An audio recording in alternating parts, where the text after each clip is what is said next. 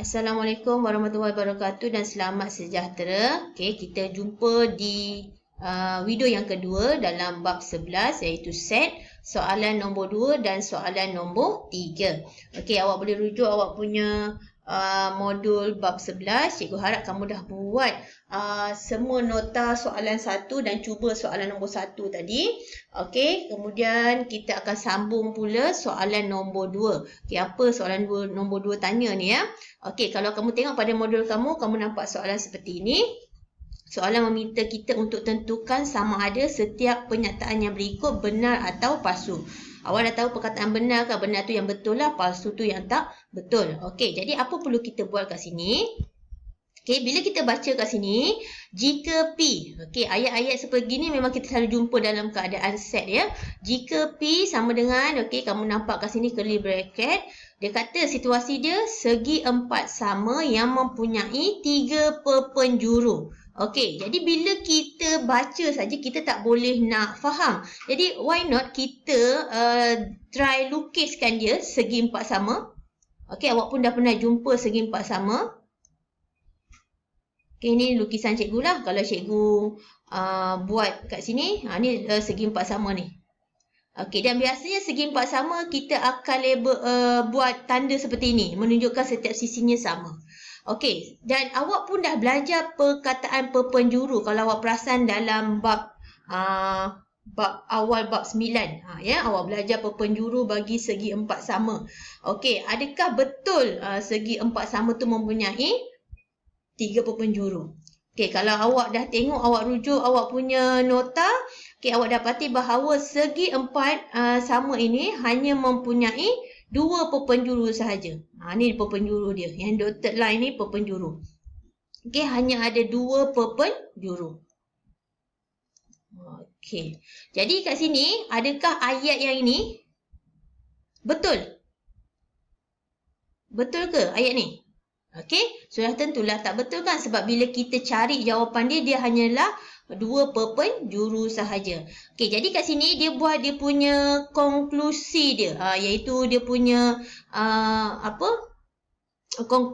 konklusi dia iaitu dia menyatakan bahawa P itu sama dengan bulat dan palang. Bulat dan palang ini kita panggil dia set kosong. Okey, set kosong. Set kosong tu maksudnya tak ada unsur lah, tak ada apa-apa yang boleh menyokong bahawa dia ni 3 perpenjuru. Okey, dia hanya ada 2 perpenjuru sahaja. Jadi bermaksud ayat ini, okey, pernyataan ni adalah benar. Dia kata 3 perpenjuru tapi bila kita cari memang tak ada pun. Okey, sebenarnya 2 perpenjuru. Bermaksud dia punya pernyataan ni adalah benar. Okey, kita tengok Q pula. Jika Q adalah kubus yang mempunyai 6 muka yang sama saiz, kubus. Okey, awak biasanya cikgu awak tahu apa itu kubus Kubus tu terbentuk daripada segi empat sama Okey, segi empat sama dan dia mempunyai saiz yang saiz permukaan yang sama. Sebentar cikgu lukiskan.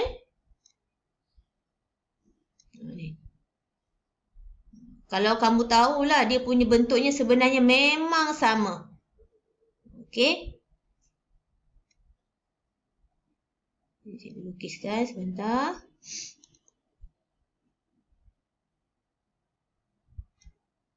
Nah, kenapa dotted line? Sebab dia merupakan garisan di belakang. Jadi kita buat dotted line lah. Ni adalah bentuk kubus. Dan kubus kalau kamu nak tahu dia memang menggunakan segi empat sama. Segi empat sama. Semua sisi dia ada 6. Ada 6 muka yang sama. Ada yang sama saiz, yang sama panjang. Jadi memang betul dia mempunyai 6 muka yang sama. Tetapi dia punya conclusion dia, dia punya jawapan akhirnya, dia kata Q itu tidak ada pun. Merupakan set kosong, maksudnya tak ada unsur. Adakah betul? Kita dah jawapan ni betul. Tapi tiba-tiba last ada orang yang menafikan tak ada pun yang betul. Okey, jadi kat sini pernyataannya adalah palsu. Sepatutnya Q ni mesti ada nilai dia, iaitu jawapan dia betul.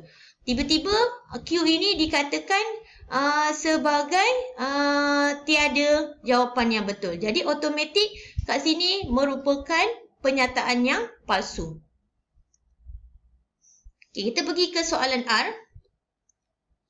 Okey, nombor genap yang boleh dibahagi tepat dengan 3. Okey, perkataan genap. Nombor genap ini mesti berakhir dengan nombor 2, 4, 6, 8 ataupun 0. Okey, so yang berakhir daripada 2, 4, 6, 8, 0 contoh Okey, contoh cikgu tunjukkan kat kamu, cikgu ada nombor 12. Ini nombor genap sebab akhirnya nombor 2. Cikgu ada 48. 8 ni menunjukkan dia nombor genap. Cikgu ada 666. 6 ni merupakan contoh nombor genap. Cikgu ada 1000. 1000 hujung dia kosong merupakan contoh nombor genap. Dia tanya, betul tak benda nombor genap ni boleh dibahagi tepat dengan 3? Perkataan tepat ni bermaksudnya tidak menghasilkan perpuluhan. Okey, tidak menghasilkan perpuluhan. Jadi kita tengok betul ke tidak menghasilkan perpuluhan ataupun penyataan tu betul. Okey, cikgu try guna kalkulator Okey, cikgu ambil nombor 12. Okey, kita nak bahagi 3. Okey, jawapan dia 4. Okey, so bermaksud yang ni boleh lah. Okey, kita cuba pula 48 bahagi 3. Okey, jawapan dia 16. Okey. Kita tengok pula 666 bahagi 3. Oh, dapat betul. Tepat. Maksudnya tidak ada perpuluhan. Okey, kita tengok pula 1000. 1000 tadi nombor genap. Tapi boleh ke dia bahagi dengan 3? Malangnya, okey, 1000 yang merupakan nombor genap ni tidak boleh dibahagi tepat dengan 3. Okey, ini membawa maksud bahawa sebahagian nombor genap boleh dibahagi dengan 3. Okey, dan sebahagian lagi tidak boleh. Awak boleh cuba macam-macam nombor genap Janji hujungnya berakhir dengan 2, 4, 6, 8 ataupun 0. So dia kat sini, okey, penyelesaiannya dia kata R itu bersamaan dengan set kosong. Maksudnya tak ada apa-apa pun. Tak ada pun nilainya. Bermaksud pernyataan ni sebenarnya salah. Kenapa cikgu kata salah dan palsu? Kerana apa? Kita cakapkan tadi kan, ada nombor yang boleh dibahagi dengan 3 dan ada nombor yang tidak boleh dibahagi dengan 3. Jadi kat sini, dia tak bolehlah kata dalam ni kosong. Sepatutnya dalam ni mesti ada contoh-contoh soalan yang, contoh-contoh nombor yang boleh ni. Jadi kat sini pernyataan ni secara umumnya adalah palsu.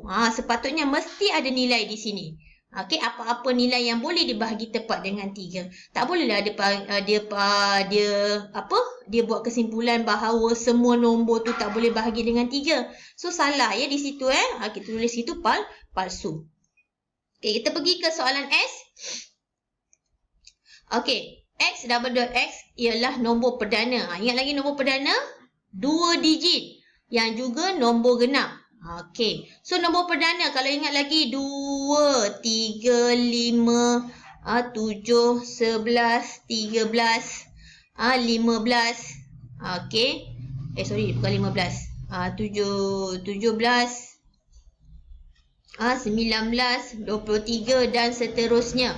Okey, nombor perdana 2 digit yang juga nombor genap. Okey, ini kita tak nak tengok.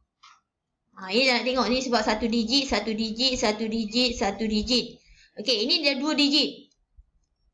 Okey. Sebenarnya banyak lagi awak boleh senaraikan, awak boleh tengok dalam nota cikgu modul 1. Okey, awak tengok nombor perdana tu. Okey. Dah cari nombor perdana, awak dah telah senaraikan dan kebanyakan nombor 2 digit ini, okey, rasanya semua nombor perdana yang terdiri daripada 2 digit kat sini. Okey, kamu boleh tambah lagi kat sini berapa banyak? 23, lepas tu 29, 31, 30 berapa? 7.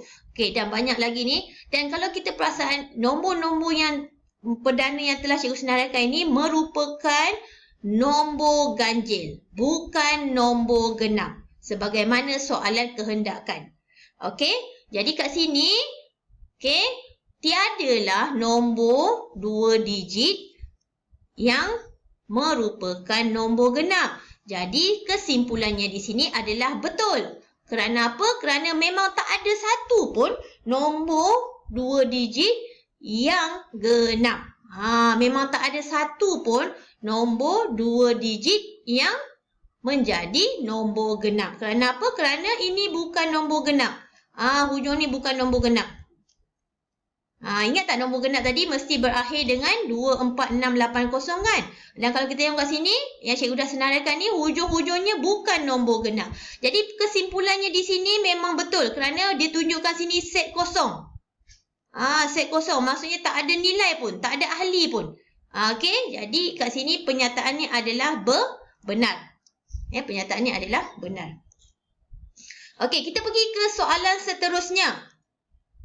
Okey. Apa bentuk ni ya? Okey, bentuk ni. Okey. Ini kita panggil dia unsur kepada. Unsur kepada. Okey. Unsur kepada set.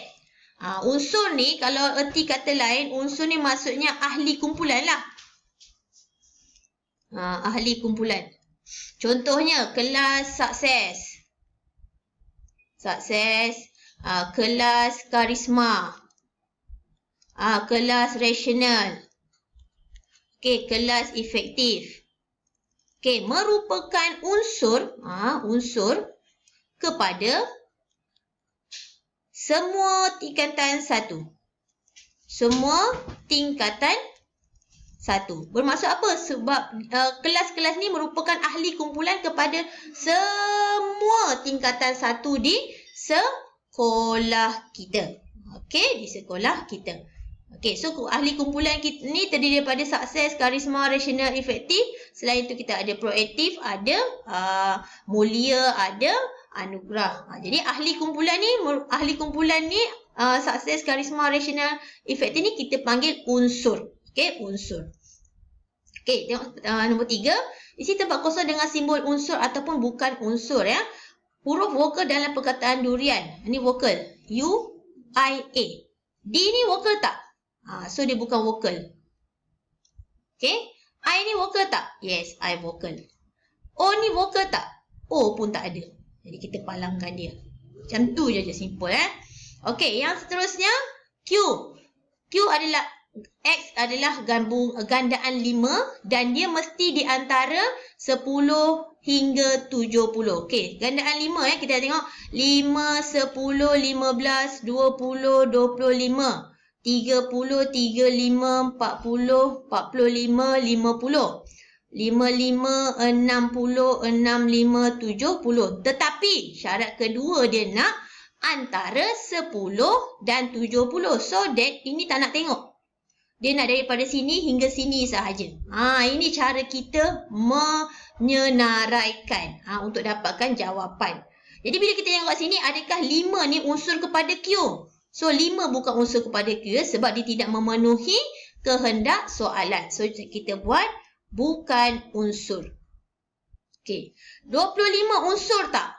Memenuhi syarat tak? Kalau memenuhi syarat, kita jadikan dia unsur. Adakah 100 tergolong dalam kumpulan Q yang mengkehendakkan gandaan 5 dan syarat dia antara 10 dan 70. So 100 tak termasuk kan kat sini kan? Jadi kita tuliskan dia bukan unsur. Okey. Okey, kamu boleh buat soalan yang ni set S, negeri di semenanjung Malaysia. Boleh tengok dalam Maps. Dalam Google, senarai negeri-negeri di semenanjung Malaysia. So, ini sebagai latihan awak. Senang sahaja. Okey, so mana-mana yang kamu tidak faham, kamu kena repeat dan salin nota itu. Okey, hadamkan supaya kamu mudah faham apa yang diceritakan mengenai soalan-soalan pada soalan nombor 2 dan 3 ini. Okey, kita jumpa untuk soalan 4 dan seterusnya nanti.